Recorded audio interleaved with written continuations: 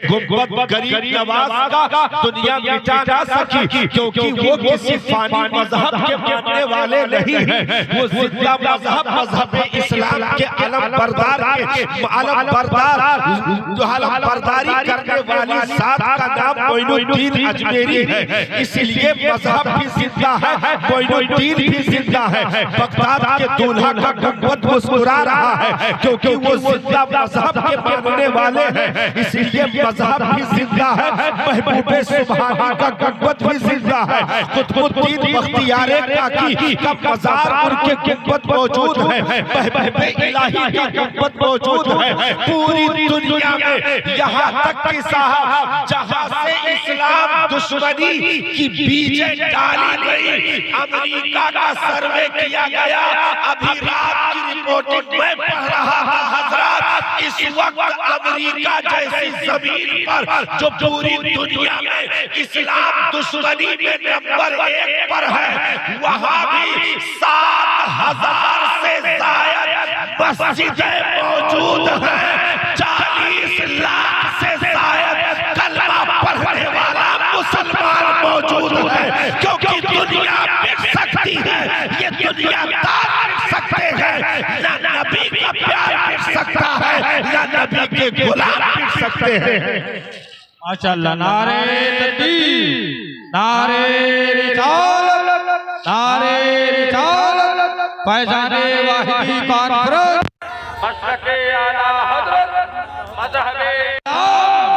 मज़हबे इस्लाम, ख्वाजा का हिंदुस्तान।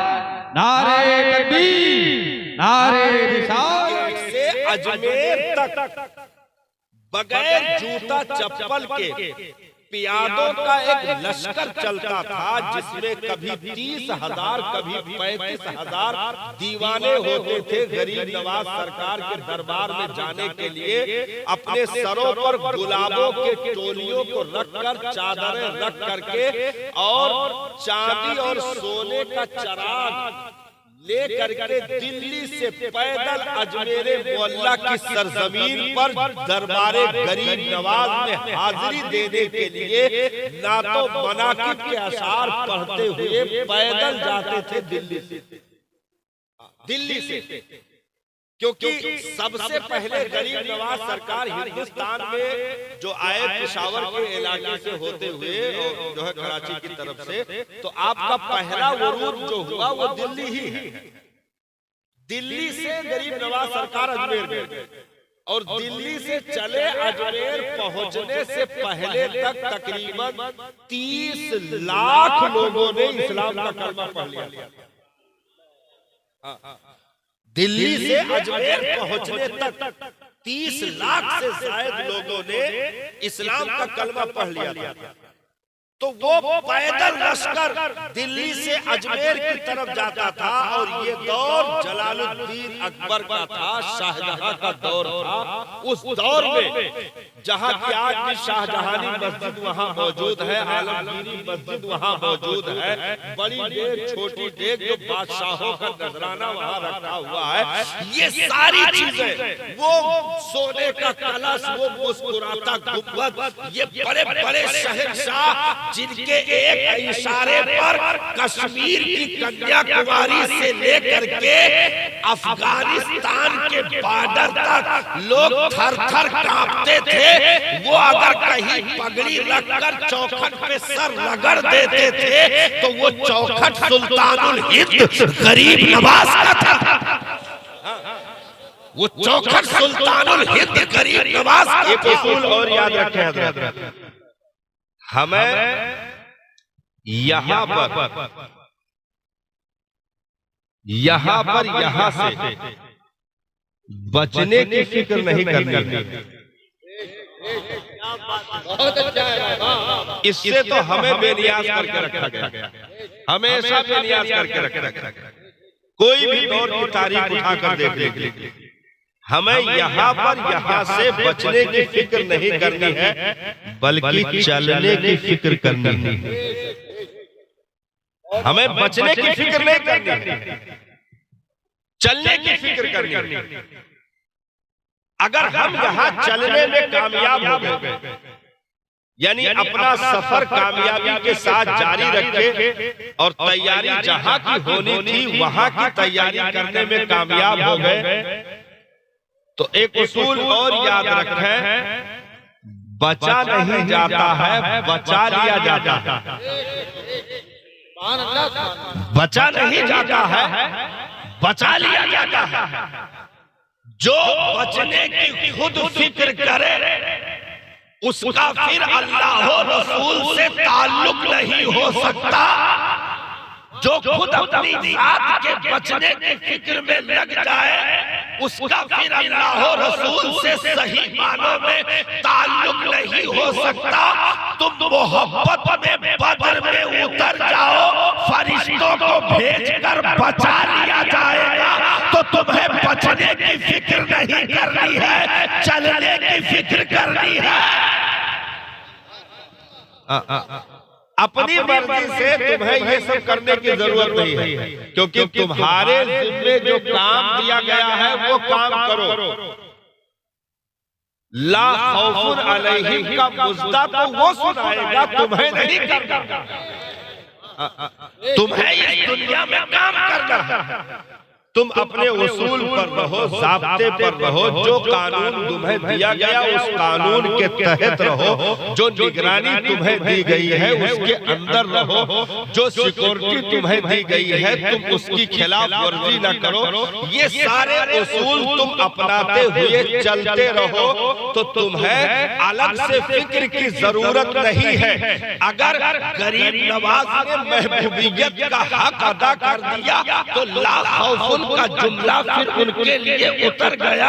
अगर निजामुद्दीन औलिया ने इसका हक अदा किया तो ला खौफुन का मुज़्दा उनके लिए उतर गया।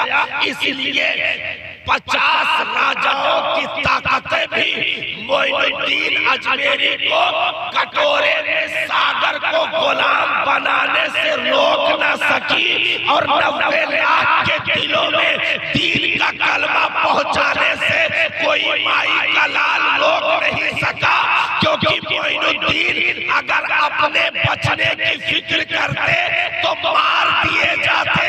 दीन बचाने की फिक्र की तो मोइनुद्दीन का मिटना तो छोड़ो, जूता भी बाकी रखा गया, खड़ाऊ भी बाकी रखा गया, कटोरा भी बाकी रखा गया। न मोइनुद्दीन मिट सकते हैं, न मोइनुद्दीन की जूती मिट सकती है, न उनका कटोरा मिट सकता है। अरे जब जूती का ये पावर हो कि कुफ्र की गर्मी अजमेर में ठंडा कर दे तो मोइनुद्दीन के पावर का आलम क्या होगा। नारे तकबीर। सब लोग बोले भैया, मैं बोल रहा हूँ ना, बोले नारे तकबीर, नारे रिसालत, मज़हबे इस्लाम, ख्वाजा का हिंदुस्तान, मसलके आला हज़रत। नारे तकबीर, नारे रिसालत। इसलिए हम वो करने लगते हैं जो हमें नहीं करना चाहिए। हम वो करने लगते हैं जो हमें नहीं करना चाहिए, और हम वो कभी नहीं करते हैं जिसका हमें हर बार हुक्म दिया जाता है, हमेशा हुक्म दिया जाता है। हम थोड़ा उल्टी सीधी चलने लगे और गलत रवि से मनाजिल के बोझ बढ़ते हैं। भाई गलत रास्ता चलो। अब जैसे ये सामने जो रोड गई है, अभी इधर सामने रोड एक मिली हमको, यहाँ आपके पीछे है। अरे गन्ना टाली वाली निकलती, वो थोड़ा सा आप चलेंगे तो ऐसे ऐसे फिर रोड मिलेगी, डामर रोड। तो अब बताओ लखनऊ इधर है कि इधर है?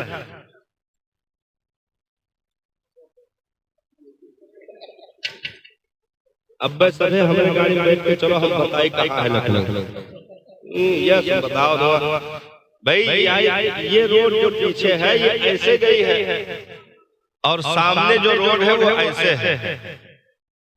तो अब जाहिर सी बात है कि जब वो रोड मिलेगी तो आप दाहिने चलोगे तो लखनऊ की तरफ बढ़ोगे, और बाएं चलोगे तो हमारे क्या लोग नदी में घुस जाओगे। निघासन, हाँ निघासन। तो मतलब उधर चले जाओगे। तो जैसे दाहिने गए तो ये सीधा रास्ता है, बाएं अगर घुसे तो ये है गलत, मतलब गलत रास्ता चलना। तो इधर जितनी मेहनत करते जाओगे लखनऊ से दूर होते जाओगे, और दाहिने हल्की भी मेहनत करोगे तो करीब होते जाओगे। तो दीन हमें और आपको जिस रास्ते पर ले जाकर मंजिल तक पहुंचाना चाहता है, हम उसे छोड़ करके बाएं वाला जो रोड गया है उस पर हम जाना चाहते हैं और सोचते हैं कि जन्नत से करीब हो रहे हैं, नहीं बल्कि दूर हो रहे हैं। तो गलत रवि से मनाजिल के बोध बढ़ते हैं। इसीलिए तुमसे कहा गया कि अभी वक्त है, लौट करो। भाई जैसे बाएं गलती से चले गए, बाएं गलती से चले गए तो लौट करो ना।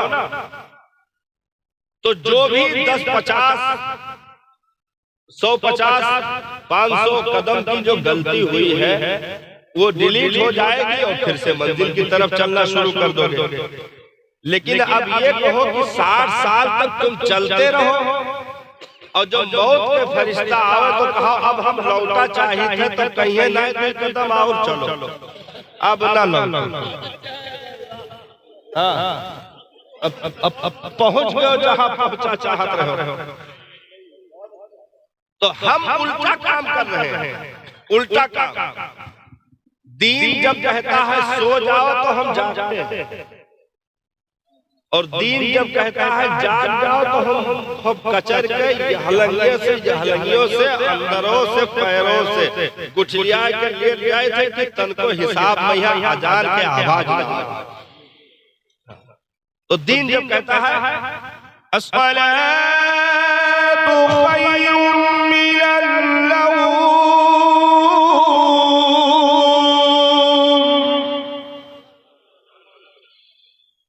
नमाज तुम्हारी नींद से बेहतर है। तो अब तो रजाई में है, इधर से दबाओ उधर से दबाओ, गुलिया के सो जाओ। तो गलत हुआ ना। जब सोने के लिए कहा गया तो हम मोबाइल चला रहे थे, जब सोने के लिए कहा गया तो मोबाइल चला रहे थे। 3 बजे 4 बजे तक हम मोबाइल चलाए, और जब अजान का वक्त आया, जब जागने के लिए कहा गया तो हम सो गए।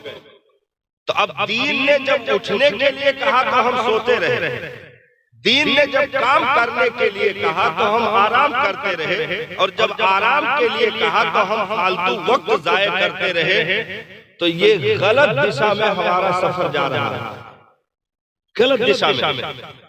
दीन ने जब कहा कि हम अपनी औलादों को अच्छी तालीम दे दे, अच्छी परवरिश दे दे, तब हमने दुलार किया, उनको आजाद कर दिया। और जहां उनसे हमें फायदा मिलना चाहिए वहां से हम लोग सुधारने की फिक्र करने लगते हैं। भाई 22 साल का लड़का हो जाए तो अब उसकी जात से माँ बाप को फायदा मिलना चाहिए कि नहीं। अब 22 साल के लड़के को कोई दूध का बाटल लेकर दौड़े तो फिर दौड़ने वाले को बेवकूफ कहा जाएगा, क्योंकि अब वो दरख्त को लगे 22 साल हो गया, अब फल का वक्त है, अब ज्यादा उसको परवरिश देने का टाइम नहीं रहा, सब खत्म हो चुका है।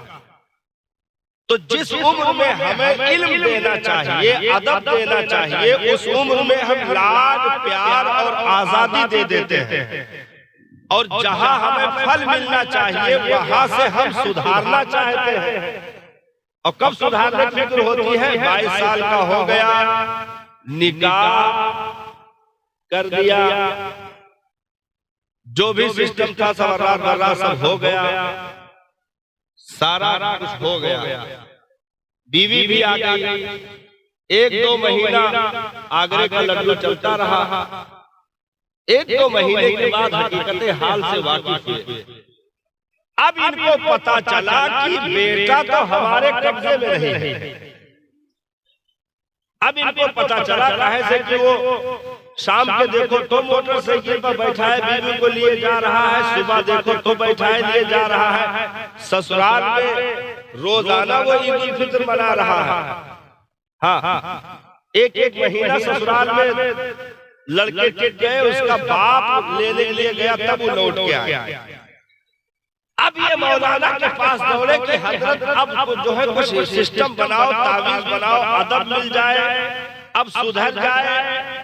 तो हमने कहा अब सुधारने के लिए अगर दौड़ोगे तो तुम्हारा भी गिरबान पकड़ लेगा और तुमको बुढ़ा आश्रम में बंद कर देगा, लेकिन अपना सुधरेगा नहीं, क्योंकि वक्त जा चुका है, वक्त जा चुका है।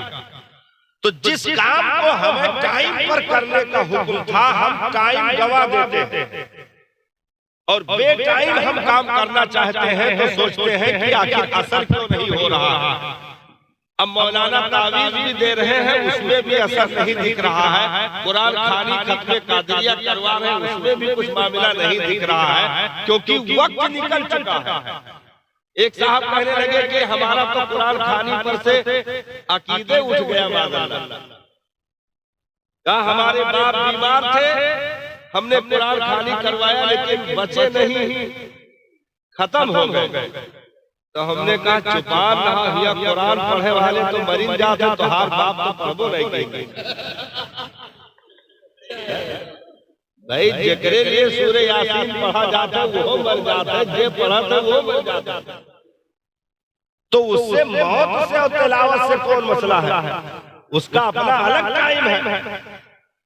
तो अब हम वलियों पर से ईमान उठाने लगे, कुरान पर से ईमान हमारा मादल्ला उठने लगा, और आहिस्ता आहिस्ता हम अपने सरमाए में ही सेंध लगा करके बैठ गए। हमें अपने दीन में शक होने लगा, जबकि हमने अपने पीछे वाले वक्त पर गौर नहीं किया कि हमने वहां पर काहिली और सुस्ती से काम लिया, वक्त पर हमने अमल नहीं किया, जिसका नतीजा ये भाई, वक्त पर अगर काम करो तो ना तुम है अलग से तावीज की जरूरत है, ना बाबा दादी की जरूरत है, ना गंडन जरूरत है, ना अगरबत्ती लोहबान की जरूरत है। टाइम पे आप काम करो।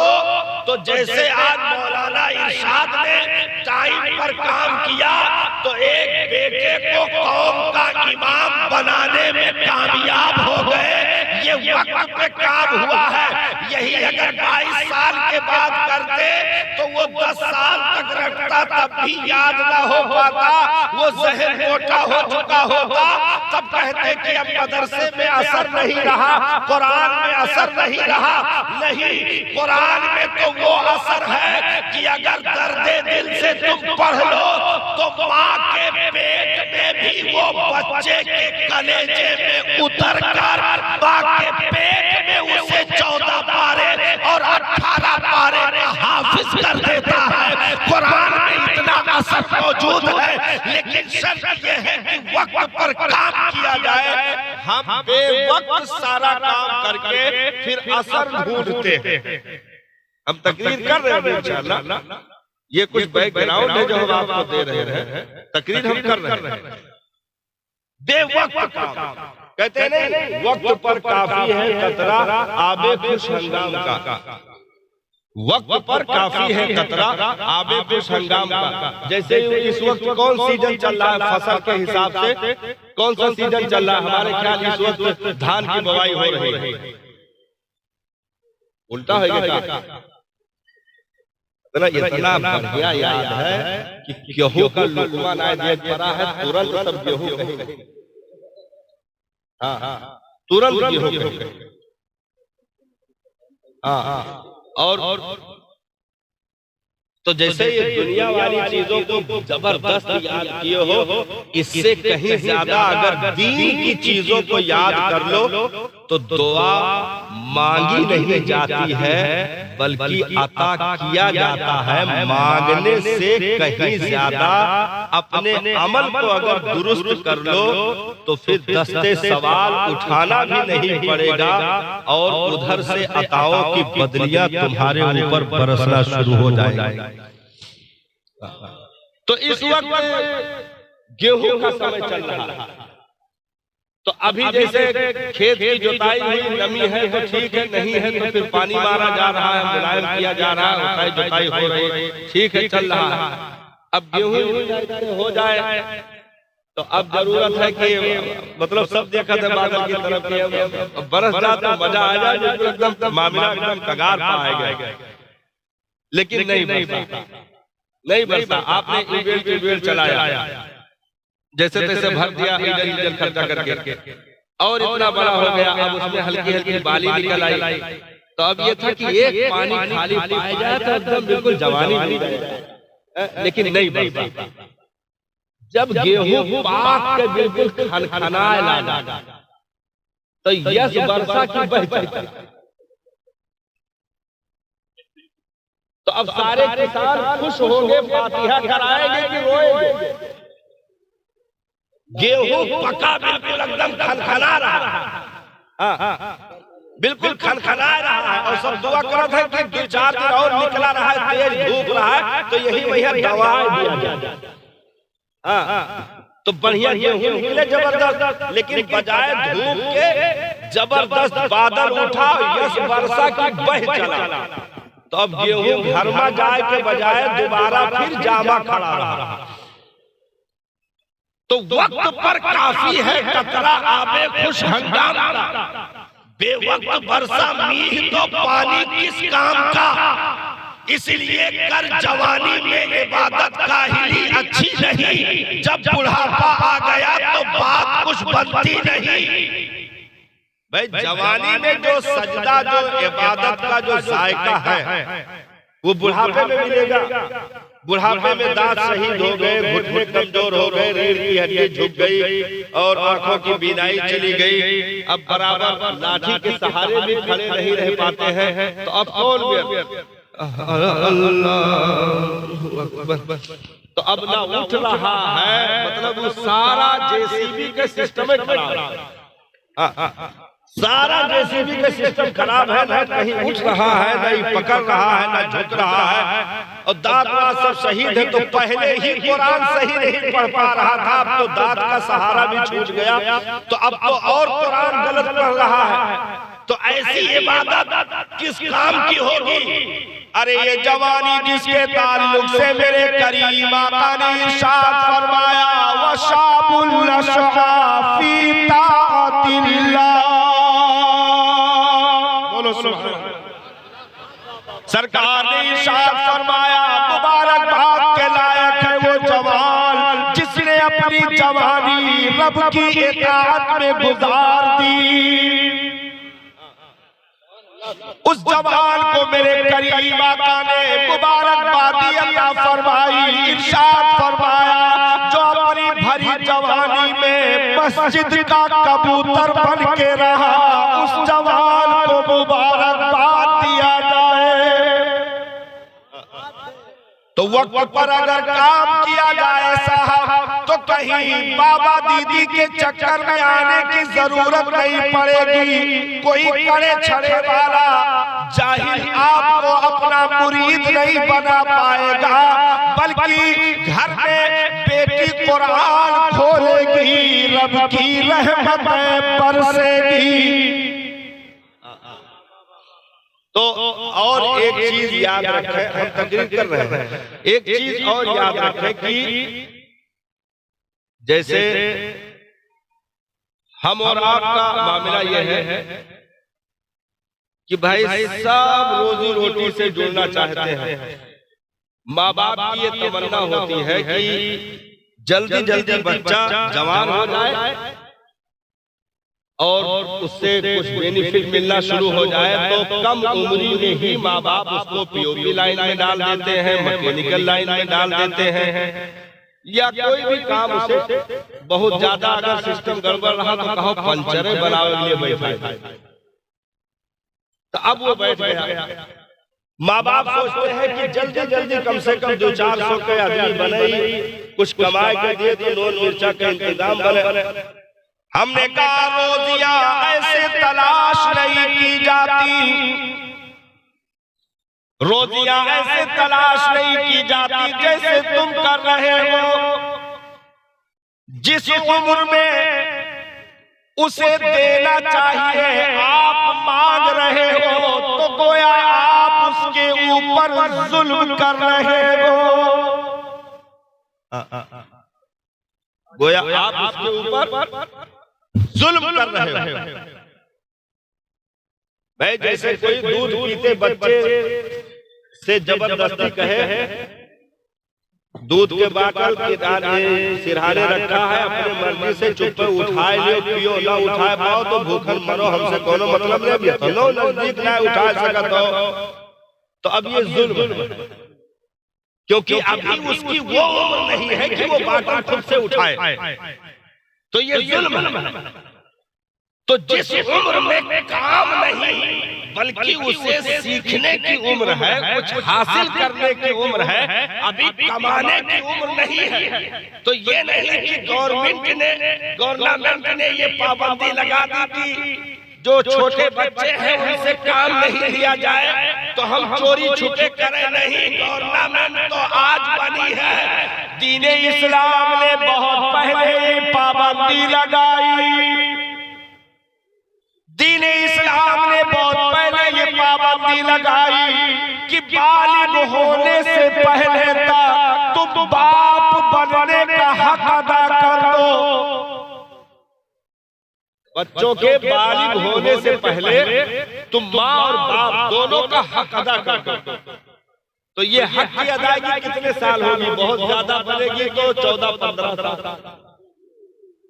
18 साल कहेंगे, जबकि वहां भी आपको ज्यादा कोशिश करने की जरूरत नहीं, क्योंकि उसमें 99% औरत को दे दिया गया। भाई 9 महीने औरत ने कोख में रखा, आपसे कोई मतलब नहीं था, पैदा हो गया, दूध पिला रही है, रात का टाइम 2 साल 2.5 साल चला, उससे भी आपको कोई लेना देना नहीं। यहाँ तक कि वो 7वें साल में कदम रख दिया, यहाँ तक आपको कोई मतलब नहीं, बहुत ज्यादा लेबो तो पेम्पर लेबो, डेम्पर लेबो, क्रीम पाउडर लेबो, झॉनसेन लेबो, बेबी ऑयल लेबो, ये से ज्यादा कुछ नहीं, तो दूरी से नहीं। और जैसे रोज चिल्ला लगी तो वही बैठा रहो, खाना खाबो, जोर से चिल्ला, ए उठा, मतलब वही है कि आपके बस की बात नहीं। तो आपका काम कहां से शुरू होता है? सरकार की प्यारी हदीस है, नबी ने इरशाद फरमाया, जब बच्चा 7 साल का हो जाए, कहां से? 7 साल से, 7 साल से। हम बता दे जरूर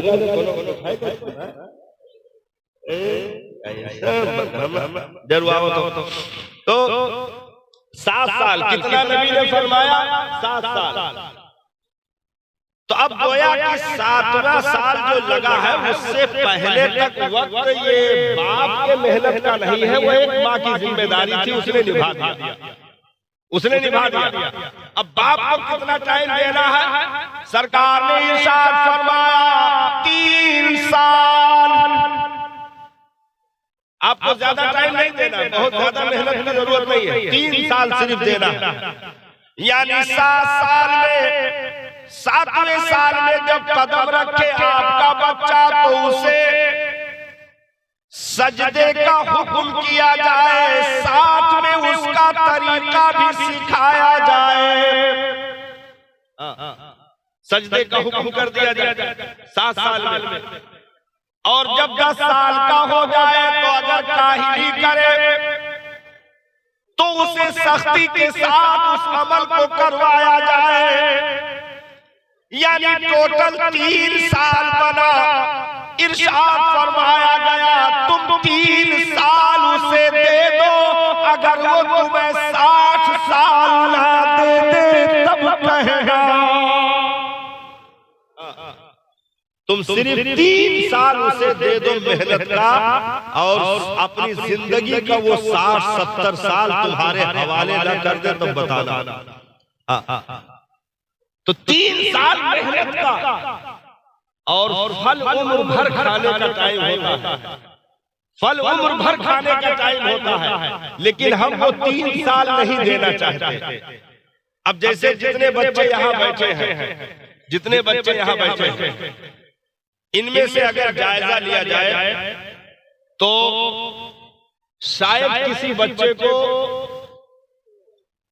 नमाज का कंप्लीट तरीका आता था, कंप्लीट तरीका, फराइज भी, वाजिबात भी, सुनन भी, मुस्तहबात भी, कंप्लीट तरीका आता है।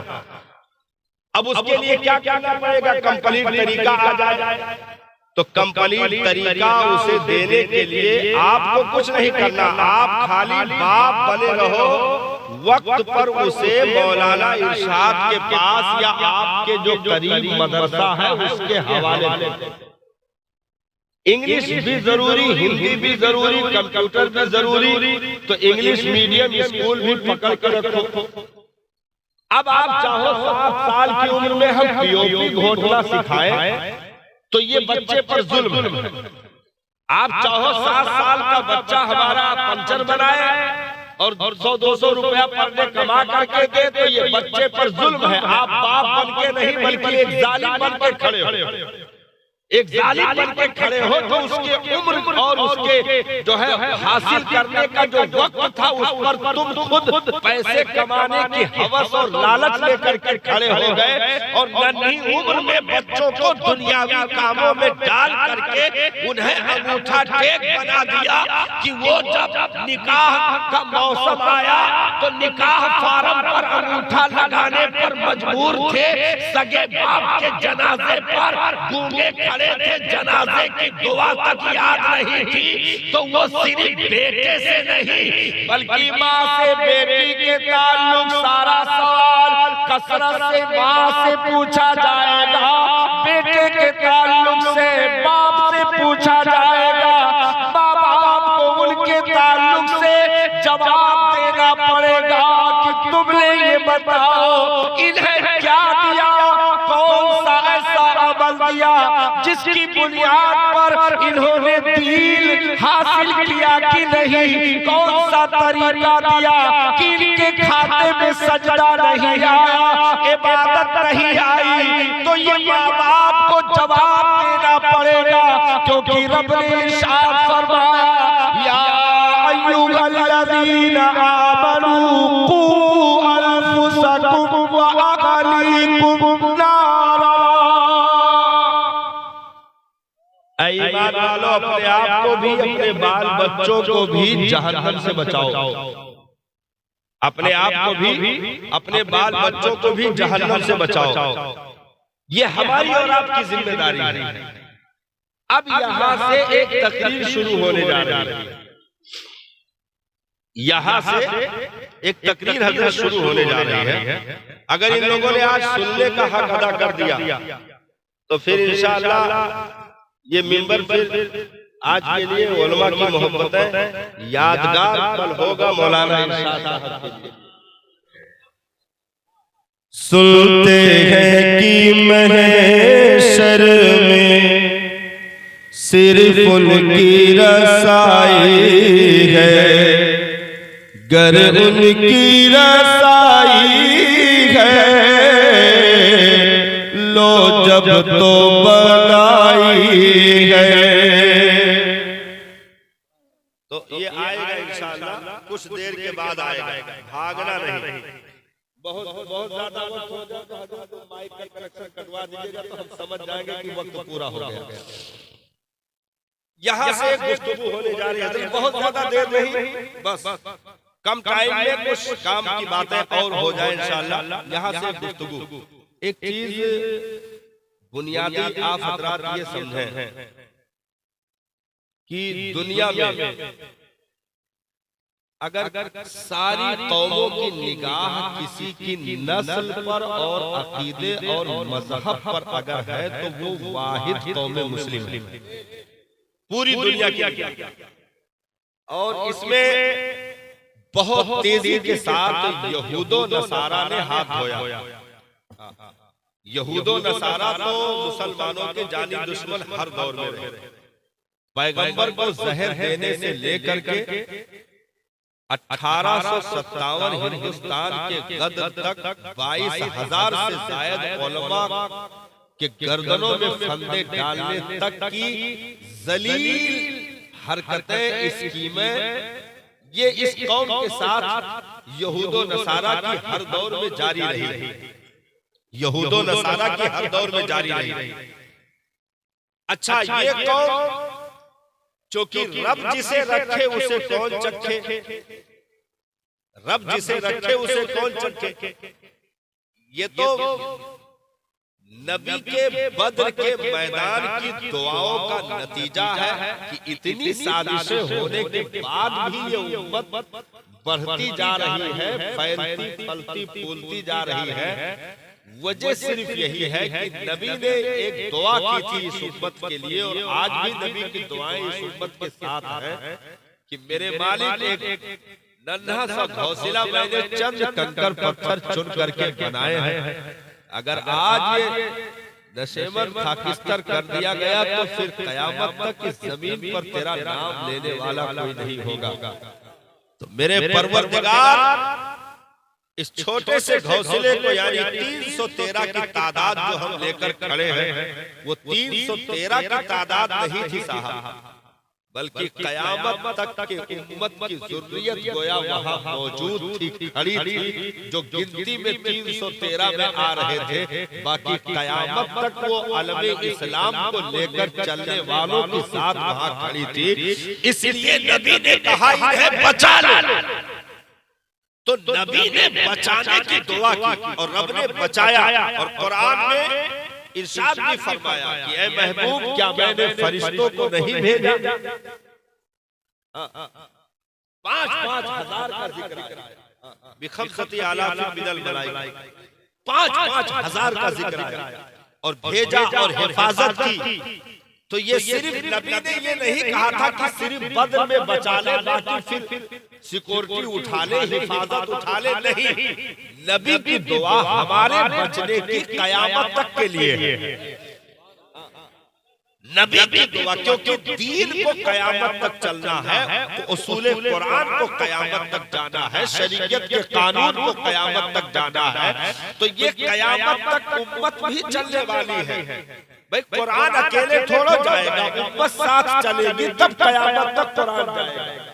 शरीयत तन्हा कयामत तक नहीं जाने वाली है, उम्मत साथ रहेगी तब शरीयत के साथ कयामत तक जाएगी। तो सुबह कयामत तक कुरान का उजाला भी रहेगा, शरीयत का कानून भी रहेगा, और सुबह कयामत तक मुस्तफा की उम्मत भी जगमगाती रहेगी। तो ये तो एक अलग फजीलत है इसकी, लेकिन सिर्फ फजीलत पर काम नहीं होता, असबाब भी होते, असबाब भी होते। जैसे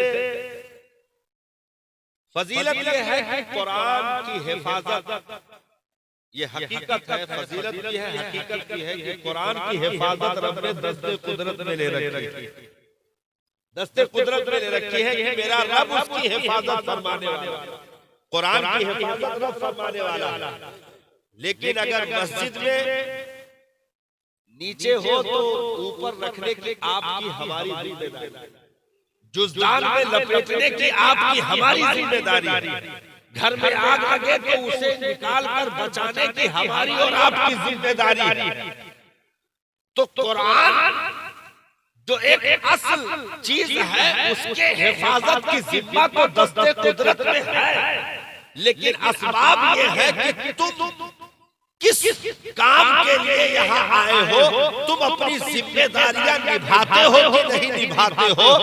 नबी की जात को जब अबू जहल कुछ नहीं बिगाड़ सका तो आज दुनिया क्या खाक बिगाड़ेगी, लेकिन नहीं, वो एक सिक्योरिटी अलग है। और जिम्मेदारी ये है कि अगर कोई हमारे सामने नबी के शान में बकवास करेगा तो हम अपनी जान की परवाह नहीं करेंगे। ये उम्मती की जिम्मेदारी है। रब तो बचा रहा है, बचाएगा, कयामत तक ये सिलसिला टूटने वाला नहीं है, लेकिन उम्मती की जिम्मेदारी ये है कि वो अपने नबी की हर आन बान शान पर कुर्बान होने के लिए अपनी मोहब्बत का सबूत दे, इश्क का सबूत दे। तो ये हिफाजत कुरान की रब की जात हिफाजत कुरान की फरमाने वाली है, लेकिन अगर कोई सूलियों पर लटक जाए या कोड़े खा ले तो इसी कुरान के लिए इमाम अहमद बिन हम्बल ने जिंदगी को दांव पर लगा दी। इसी कुरान के लिए इमाम मालिक, इमाम शाफई ने अपने जिंदगी के औकात को कुर्बान कर दिया। इसी कुरान के लिए इमाम आजम अबू हनीफा ने अपने कीमती अदवार अता कर दिए। इसी कुरान के लिए नूरुद्दीन जंगी, सलाहुद्दीन अय्यूबी, तारिक बिन जियाद, इन तमाम हस्तियों ने अपनी जान की बाजियां लगा दी। तो कुरान बचा है, बचा रहेगा, एक अलग मसला है, लेकिन हमने जो कि कलमा पढ़ा है इसलिए जिम्मेदारी हमारी है कि हम कुरान पढ़ना भी सीखेंगे, कुरान बचाना भी सीखेंगे, कुरान को कलेजे से लगाना भी सीखेंगे। ये एक उम्मती की जिम्मेदारी है। तो रब मजहब की हिफाजत करने वाला है, लेकिन हमें मजहब के लिए फिक्रमंद रहना पड़ेगा। ये हमारी मोहब्बत और जिम्मेदारी है। रब शरीयत की हिफाजत करने वाला है, लेकिन शरीयत के लिए हम कयामत तक लड़ते रहेंगे। ये हमारी मोहब्बत और जिम्मेदारी है। रब कुरान की हिफाजत करने वाला है, नबी के नामूस की हिफाजत करने वाला है, लेकिन कयामत तक उम्मती उसके लिए अपनी जानें निछावर करता रहेगा। ये मोहब्बत भी है, जिम्मेदारी भी है। तो हम और आपको अपनी जिम्मेदारी समझनी पड़ेगी और निभानी भी पड़ेगी, समझनी भी पड़ेगी और निभानी भी पड़ेगी। तो अब यहूद व नसारा ने जो इस पर काम किया, इस कौम को कमजोर करने के लिए उन्होंने जो स्कीमें चलाई, वो स्कीम ये थी कि इस कौम को सबसे पहले इसके असल सरमाए से दूर किया जाए। ये बड़ी साजिश थी। बिलखुसूस हिंदुस्तान में बहादुर शाह जफर के दौर के जाने के बाद बीच में कुछ खुफिया चीजें चलती रही। उसके बाद 1824 में एलानिया इस काम को अंजाम दिया गया इस हिंदुस्तान में, खास करके। और यूरोप आज भी, यूरोप ही क्या पूरी दुनिया आज भी कोशा है कि इस्लाम की जड़ कट जाए, इसकी बेखुनी हो जाए। तो एक बुनियादी उसूल क्या था? बुनियादी उसूल उनका था इस्लाम को खत्म करने के लिए, नबी की जात पर हमला करने के लिए उन्होंने जो स्कीम चलाई, वो सबसे पहली चीज ये थी कि दूसरा अगर इस मजहब को बुरा कहेगा तो उतना असर नहीं होगा, जब इन्हीं में का आदमी उठकर बुरा कहेगा तो वो दूर तक असर करेगा।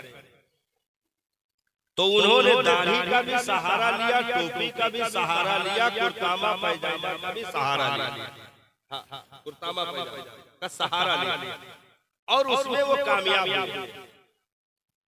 अच्छा, दूसरी स्कीम जो उन्होंने चलाई वो ये थी, तवज्जो है ना मेरे भाई, हम आपसे बात कर रहे हैं, बात रिपीट और कम रखो, आवाज समझ आ, बहुत बढ़िया चला, बहुत मजा आया, हमें तो बहुत मजा आया, बहुत अच्छा लगा, बढ़िया चल रहा है। हम मजाक छोड़ो करें, अब रात में जितना टाइम में अगर हम मजाक करें भाई तो फिर बेकार है। हम सही बोले थे ना, अब सही बोले थे तो सही बोले थे। अब जकरे हिस्सेदार सही बोला वो अपन अपन भाई है, अपन जाने, हमार तो सही बोले थे। तो तवज्जो है ना, एक बुनियादी चीज हजरत हम बता रहे हैं, बस उसके बाद फिर सलातो सलाम होना है। बुनियादी चीज याद रखें। दूसरे नंबर पर जो साजिश थी, एक तो ये थी कि इन्हीं के मजहब से बागी कर दिया जाए, इन्हीं के मजहब से बागी कर दिया जाए। तो उसमें वो कामयाब हुए। और आज जो 72-73 का जो आंकड़ा छूने के करीब है, उसी फूट का नतीजा है। नहीं तो पूरी दुनिया में सिर्फ एक अकीदा था जिसे अहले सुन्नत वल जमाअत कहा जाता है। पूरी दुनिया में, वो चाहे सऊदी अरबिया हो, चाहे वहां से लेकर के किसरा, कैसर, मदायन, फिलिस्तीन और वहां से लेकर के हिंदुस्तान की जमीन तक, यहाँ तक कि हिंदुस्तान की जमीन पर उस दौर में हजरत अमीर खुसरो ने जो फारसी में गुफ्तगू की थी, कहा था कि हिंदुस्तान वो खूबसूरत मुल्क है, वो हसीन गुलदस्ता है, वो महकता हुआ चमन है कि यहाँ के समंदर की मछलियां भी सुन्नी है। ये हजरत अमीर खुसरो का जुमला कि हिंदुस्तान वो पुरबहार फिजा है जहाँ के समंदर की मछलियां भी सुन्नी।